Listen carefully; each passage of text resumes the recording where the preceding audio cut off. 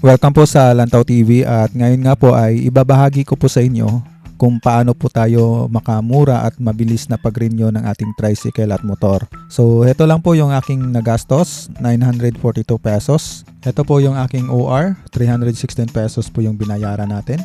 Ito naman po yung mga rates sa smoke emission testing. Magdala lang po ng certificate of registration at kung temporary number naman yung inyong plate ay magdala din po ng authority to use temporary plate na galing po sa LTO. Ito po yung over the counter na kukuha tayo ng CTPL sa Cebuana. Yung price nito ay 300.40 pesos. Sa MLO Wheeler, 296 pesos pero yung iba ay mayroong yatang 50 pesos na charge so nagiging 346. Para mount din yung kanilang insurance. Next po ay standard insurance, nasa 300 pesos and 40 centavos din. Sa akin naman yung kinuha ko ay yung Paramount. So type nyo lang po sa Google yung CTPL at saka may lalabas po na website dyan. So i-click nyo lang po yan. Po kasi ako ng hindi office hours kaya mayroon pong advisory na lumabas. So hanggang 8 to 5 PM lang.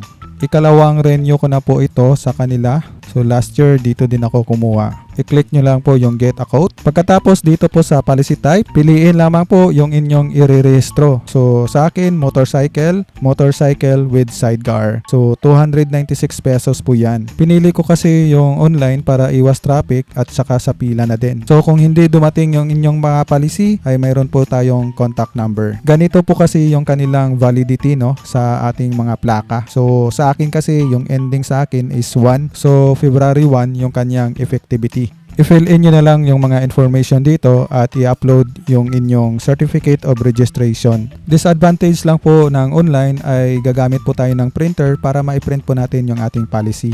Kung same owner, i-select nyo na lang po yung yes. At saka i-next po natin. Proceed po tayo sa payment. So 296 pesos yung ating babayaran.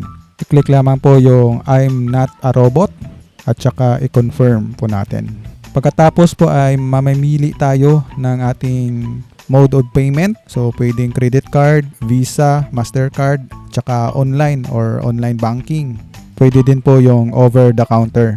So pipila pa rin tayo dito. So GCash na lang po yung ating gamitin para mas mabilis po. So ayan, pwede po pala yung Paymaya at saka GrabPay. So click lang po natin yung OK. So ayan, na-redirect na po sa ating GCash. Hintayin lang po natin yung OTP at saka ilagin po natin yung ating account at click proceed.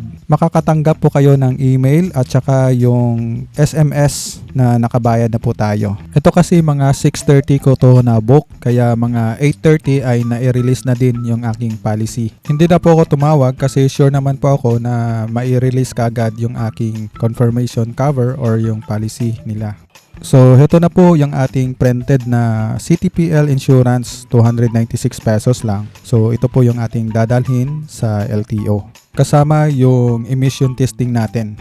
Bago po muna ako pumunta ng LTO ay nagprint muna ako ng Motor Vehicle Inspection Report Form na makikita sa kanilang website. Ilalagay ko na lang po yung link sa description para ma-download nyo din. Ginawa ko po kasi ito para hindi na po tayo mag-aksaya ng oras. Kasi maghahanap ka pa ng mag-i-stencil sa iyong motor. Kaya ako na lang din yung nag-stencil. So dito yung chassis number at saka dito naman yung motor number. So, discardin nyo na lang yan kung paano mag-stencil. So, ayan, tapos na po yung ating pag-stencil at ready na po tayo na isubmit natin sa LTO. Ito po yung mga requirements. Kinuha ko po ito sa kanilang website. Dapat din na working yung ating mga early warning device or yung mga signal light natin. Dapat po ay working po yan para hindi po tayo pabalik-balik. Dapat ay kompleto din yung ating side mirror. Okay, maraming salamat po sa inyong panonood dito sa Lantaw TV at sana ay nakatulong itong video para sa mura at mabilis na pag-renew ng inyong mga motor. Di nyo na kailangan mag-fixer pa.